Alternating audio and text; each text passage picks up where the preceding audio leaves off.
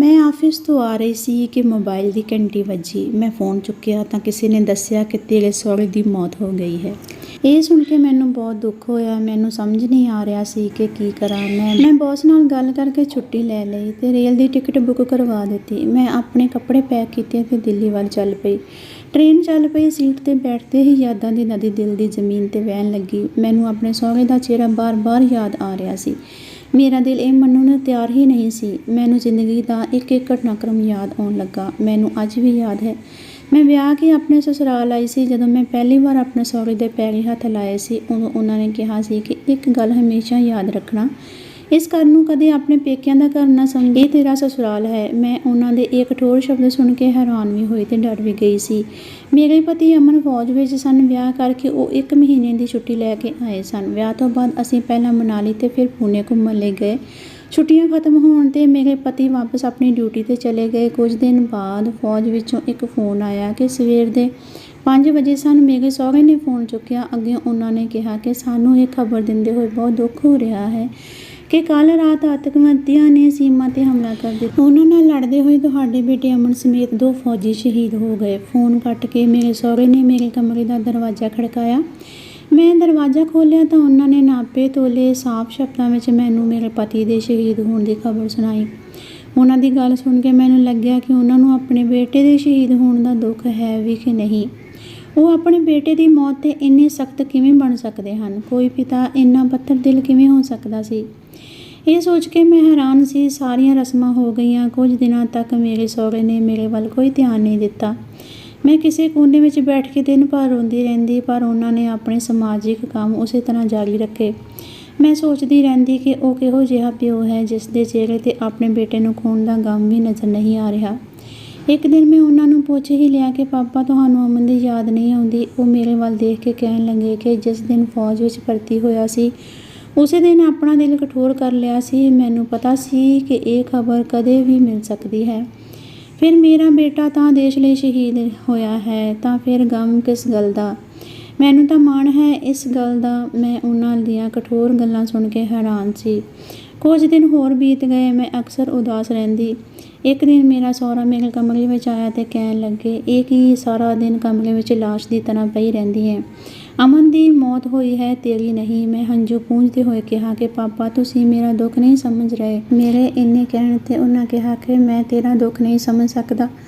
ਮੈਂ ਵੀ ਆਪਣੀ ਜਵਾਨੀ ਵਿੱਚ ਹੀ ਆਪਣੀ ਪਤਨੀ ਨੂੰ ਖੋ ਦਿੱਤਾ ਸੀ। ਉਦੋਂ ਅਮਨ ਸਿਰਫ 5 ਸਾਲ ਦਾ ਸੀ। ਜੇ ਤੂੰ ਆਪਣਾ ਪਤੀ ਖੋਇਆ ਹੈ ਤਾਂ ਮੈਂ ਵੀ ਆਪਣੀ ਜ਼ਿੰਦਗੀ ਦਾ ਇੱਕਮਾਤਰ ਸਹਾਰਾ ਖੋ ਦਿੱਤਾ ਹੈ। ਪਰ ਪਾਪਾ, ਮੇਰੇ ਸਾਹਮਣੇ ਮੇਰੀ ਪੂਰੀ ਜ਼ਿੰਦਗੀ ਪਈ ਹੈ, ਮੈਂ ਕੀ ਕਰਾਂ? ਉਹ ਕਹਿਣ ਲੱਗੇ, ਪਹਿਲਾਂ ਇਸ ਗਮ ਵਿੱਚੋਂ ਬਾਹਰ ਨਿਕਲ, ਫਿਰ ਕੁਝ ਹੋਰ ਸੋਚ ਸਕਦੀ ਹੈ। ਫਿਰ ਇੱਕ ਦਿਨ ਮੇਰੇ ਸਹੁਰੇ ਨੇ ਮੈਨੂੰ ਕਿਹਾ ਕਿ ਅੱਜ ਤੋਂ ਜ਼ਿੰਮੇਵਾਰੀ ਭਰੀ ਜ਼ਿੰਦਗੀ ਜਿਉਣੀ ਸ਼ੁਰੂ ਕਰ। ਉਹਨਾਂ ਨੇ ਮੈਨੂੰ ਗੈਸ ਬੁਕਿੰਗ ਤੋਂ ਲੈ ਕੇ ਬੈਂਕ ਦੇ ਕੰਮ, ਬਿੱਲ ਭਰਨੇ, ਸਭ ਕੰਮ ਸਿਖਾ ਦਿੱਤੇ। ਸਭ ਕੁਝ ਕਰਨ ਤੋਂ ਬਾਅਦ ਵੀ ਮੈਂ ਉਦਾਸ ਹੀ ਰਹਿੰਦੀ। ਇੱਕ ਦਿਨ ਉਹ ਮੈਨੂੰ ਕਹਿਣ ਲੱਗੇ ਕਿ ਤੇਰਾ ਉਦਾਸ ਚਿਹਰਾ ਦੇਖ ਕੇ ਮੈਨੂੰ ਪਰੇਸ਼ਾਨੀ ਹੋ ਰਹੀ ਹੈ।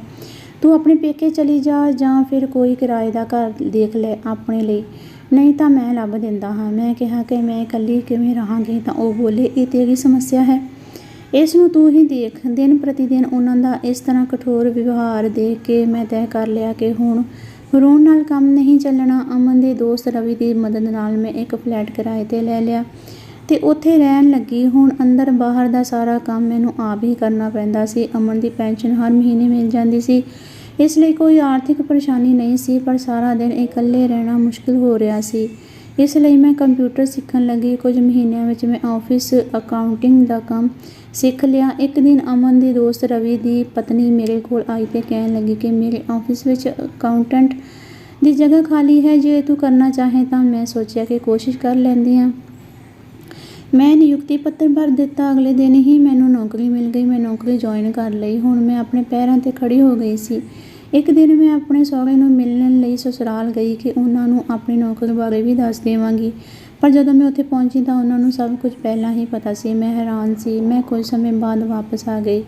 ਸਮਾਂ ਬੀਤਦਾ ਗਿਆ। ਮੇਰਾ ਟਰਾਂਸਫਰ ਹੋਰ ਸ਼ਹਿਰ ਵਿੱਚ ਹੋ ਗਿਆ। ਮੈਂ ਜਾਣ ਤੋਂ ਪਹਿਲਾਂ ਆਪਣੇ ਸਹੁਰੇ ਨੂੰ ਮਿਲਣ ਗਈ ਤਾਂ ਇਸ ਵਾਰ ਵੀ ਉਹਨਾਂ ਨੂੰ ਮੇਰੇ ਟਰਾਂਸਫਰ ਬਾਰੇ ਪਹਿਲਾਂ ਹੀ ਪਤਾ ਸੀ। ਮੈਂ ਹੈਰਾਨ ਸੀ ਕਿ ਉਹਨਾਂ ਨੂੰ ਇਹ ਸਭ ਪਹਿਲਾਂ ਹੀ ਕਿਸ ਤਰ੍ਹਾਂ ਪਤਾ ਚੱਲ ਜਾਂਦਾ ਹੈ। ਉਹਨਾਂ ਨੇ ਮੈਨੂੰ ਕਿਹਾ ਕਿ ਉੱਥੇ ਆਪਣੇ ਘਰ ਦਾ ਪਤਾ ਮੈਨੂੰ ਜਾਣ ਸਾਰ ਭੇਜ ਦੇਵੀਂ। ਦੂਜੇ ਸ਼ਹਿਰ ਪਹੁੰਚ ਕੇ ਮੈਂ ਘਰ ਕਿਰਾਏ 'ਤੇ ਲੈ ਲਿਆ ਤੇ ਉੱਥੋਂ ਦਾ ਪਤਾ ਆਪਣੇ ਸਹੁਰੇ ਨੂੰ ਵੀ ਦੇ ਦਿੱਤਾ। ਪਰ 3 ਮਹੀਨਿਆਂ ਬਾਅਦ ਹੀ ਮੈਨੂੰ ਆਪਣੇ ਸਹੁਰੇ ਦੀ ਮੌਤ ਦੀ ਖਬਰ ਮਿਲ ਗਈ।